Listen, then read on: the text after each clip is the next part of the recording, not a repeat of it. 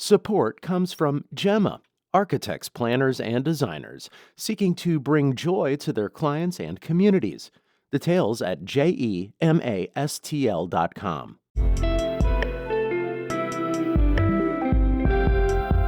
From the St. Louis Public Radio Newsroom, this is The Gateway. Today is Wednesday, August 20th.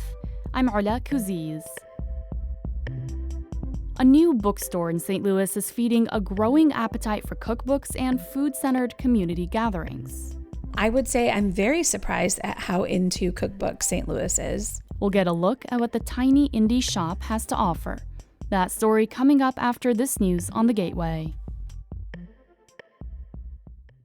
For the first time in Missouri history, a woman will be the state's attorney general. Governor Mike Kehoe announced yesterday that Catherine Hanaway will replace Andrew Bailey as attorney general after he leaves to become co-deputy director of the FBI.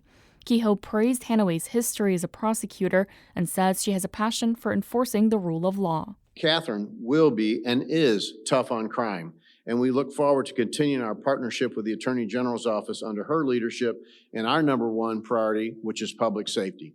Hanaway is a former U.S. attorney and was the first female speaker of the Missouri House of Representatives. Her first day as attorney general will be September 8th.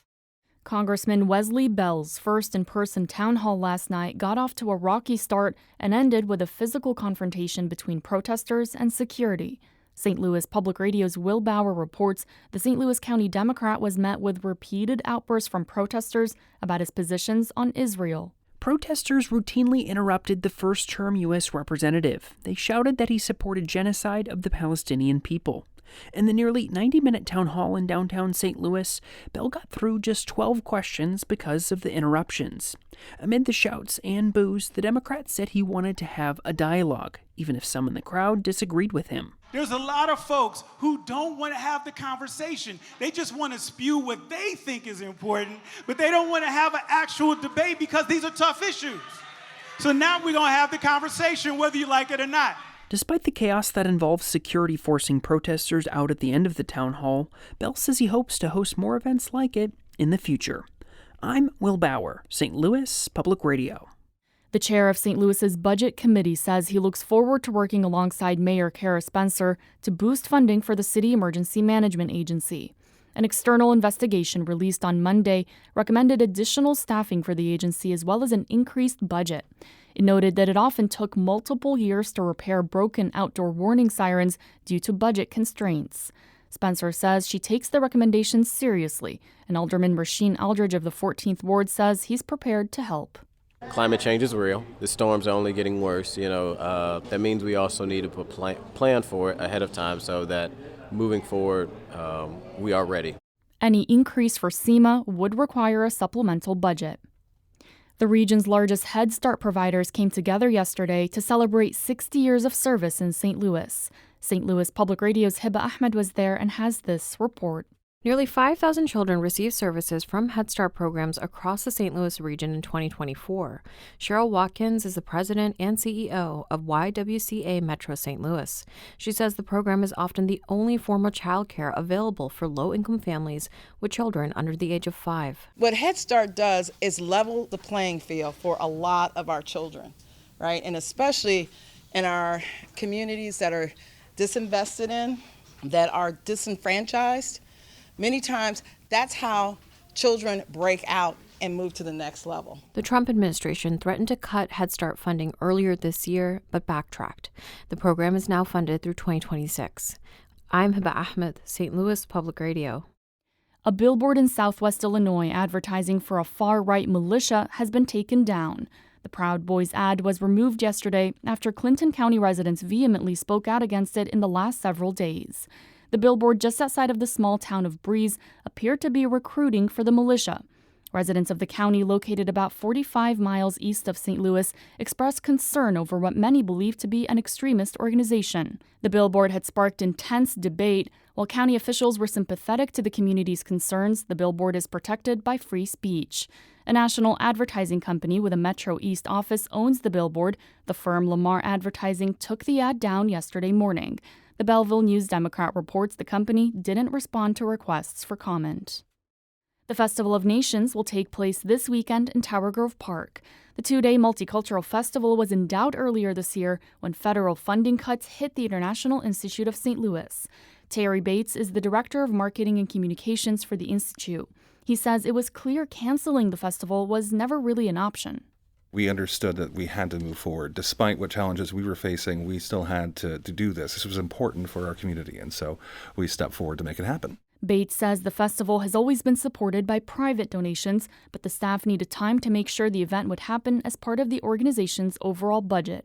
Bates was a guest on St. Louis on the Air.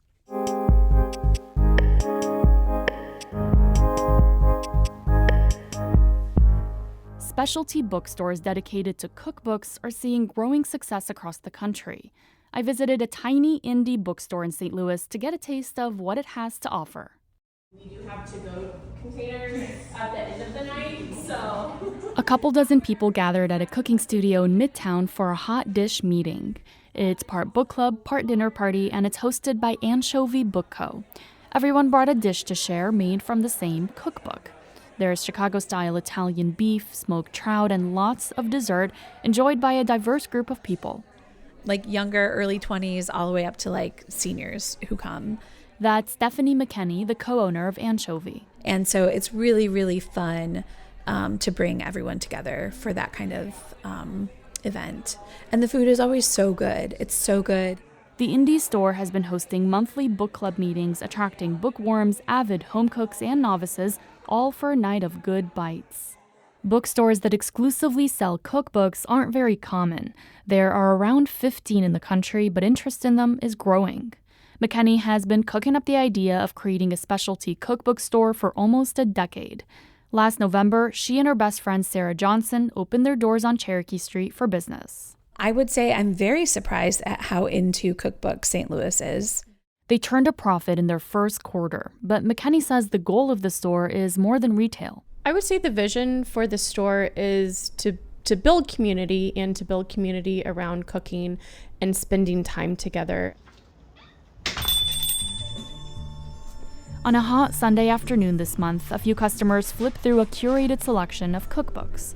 At just 6 feet wide, the store is compact, like its namesake tin of fish. But it's thoughtfully packed with color and cookbooks, and it's got a welcoming feel, like walking into a friend's kitchen. It's brown sugar banana bread.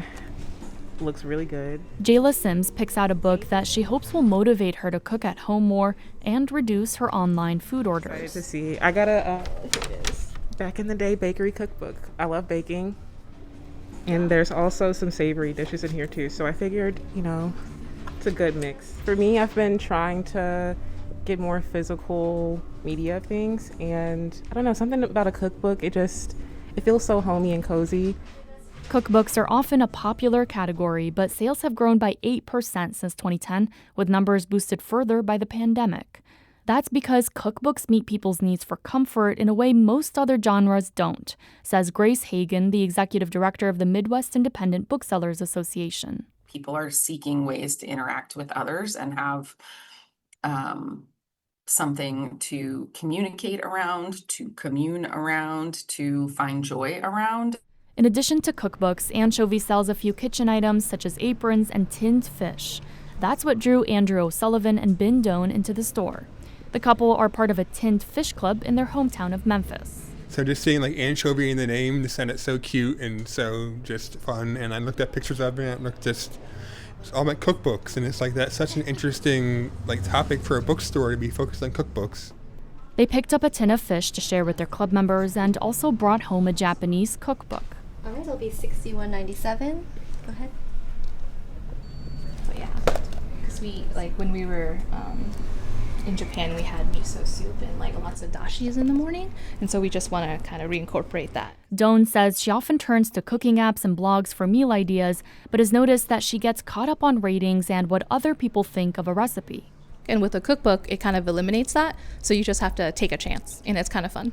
For the store's owners, cookbooks are about much more than food. They're about connection, the kind that happens around a dinner table or while passing a tried and tested recipe to a loved one. I'm Arla Kouziz, St. Louis Public Radio. Our Jonathan All edited that story. The Gateway is a production of St. Louis Public Radio, a listener-supported service of the University of Missouri St. Louis. Music is by Ryan McNeely of Adult Fur.